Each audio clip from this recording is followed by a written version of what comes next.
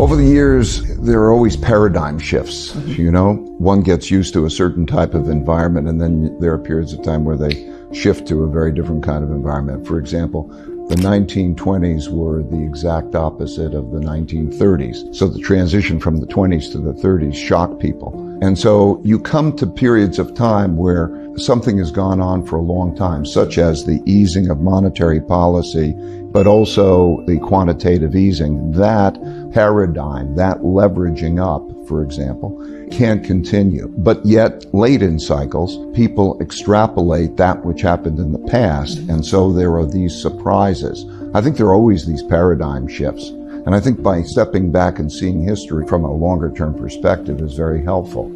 I think the Fed made a mistake, and I think the Fed understands that it made a mistake in assuming that this is a normal cycle. And what they thought was if you pick up growth and lower unemployment, you're going to produce inflation. We're living in a different world now for various reasons, a world of a lot of excess capacity, a world of digitalization and so on, in which that's not the big thing. The big thing is the fact that we're approaching an end of the power of central banks to stimulate. So the big thing is that we have a very big asymmetric risk. If the economy turns down, and we're late in the cycle, so a downturn will come, there's a lack of ability by central banks to be able to be stimulative and to reverse that.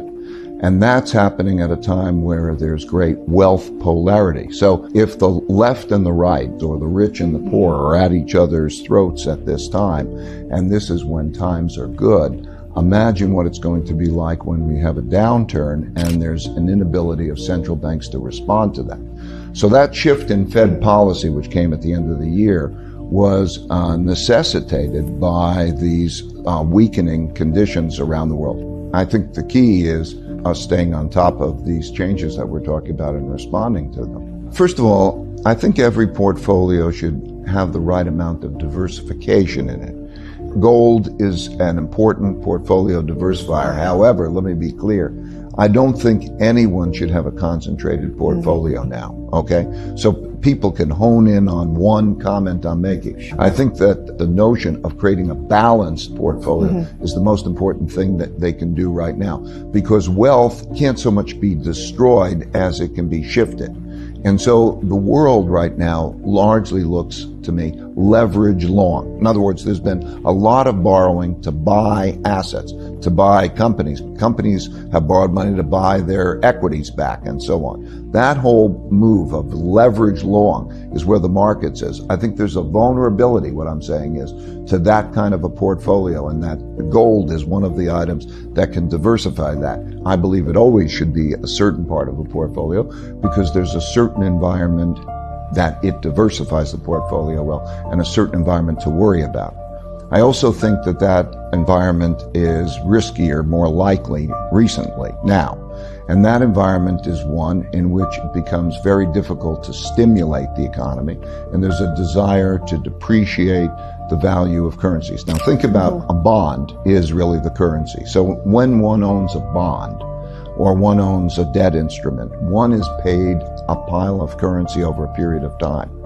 When there are a lot of obligations like that, a lot of debt, or even unfunded obligations like pension obligations or healthcare obligations that the world has, a lot of obligations, and there's not an effective monetary policy to lower interest rates and stimulate, as we're talking about, there needs to be the printing of money, the running larger deficits. We're going to come into an environment, I think, in which there are going to be larger deficits that are increasingly monetized.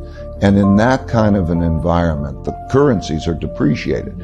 I think that in an evolutionary way, over the next 1, 2, and 3 years, that there will be a turn for the worse. Yes, I think that there'll be an environment in which you're going to have excess capacity and debt restructurings and political issues entering into it.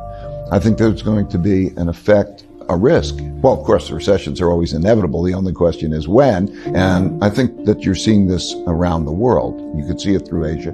You could see it in Europe, and you could see it in the United States.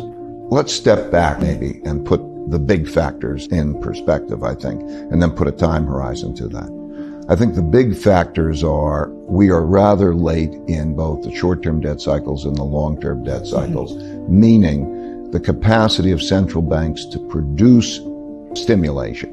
It can be measured by their ability to lower interest rates significantly and do quantitative easing and have that purchased. We have a problem there. Okay, that's a big thing, but it's not an immediate problem. It's a problem that is going to come in the next 1 or 2 years. You're seeing it in Europe, you see it in Japan, and to some extent you're seeing it in the United States. In addition, we have the wealth gap.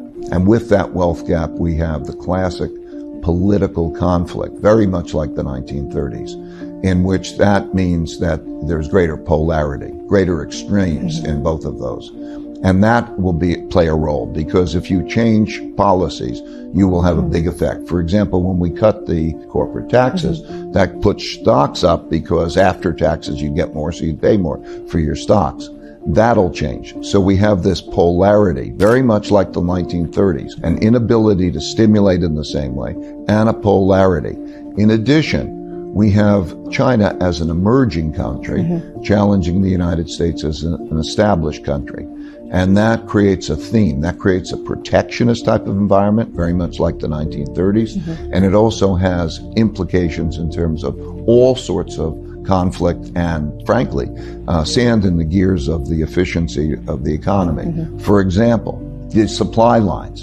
In other words, we built an economy in which there was interdependency and efficiency coming from supply lines working in a certain way. Now, as we enter this environment of conflict, there needs to be, for personal security, for the security of the countries, there is a move toward independence. The United States says, I don't want your technologies. And China says, I can't depend on you giving me your technologies. And that changes, that separation changes the nature of the dynamic, which is also an economic influence. Those influences are very similar, as I say, to the late 1930s. They will be dominant. They are evolutionary influences, but they'll play out over the next 1, 2, 3 years, I think, in creating a paradigm shift. The world we're going to be in is a very different world than the world we were in. The world we were in started in 2008 and had to do with central banks printing money and stimulating, and that is reaching its limit. And that's why I think we're going to see a paradigm shift. So what do you mean by a depression? Okay. Something like happened in the 1930s. So just to repeat, 1929 to 1932, there was a fall in the economy and a very double-digit unemployment rates and a magnitude of fall in the economy like about 10%. Do I think we're in that? Yes. How was that dealt with? 1933. What they did is they printed a lot of money.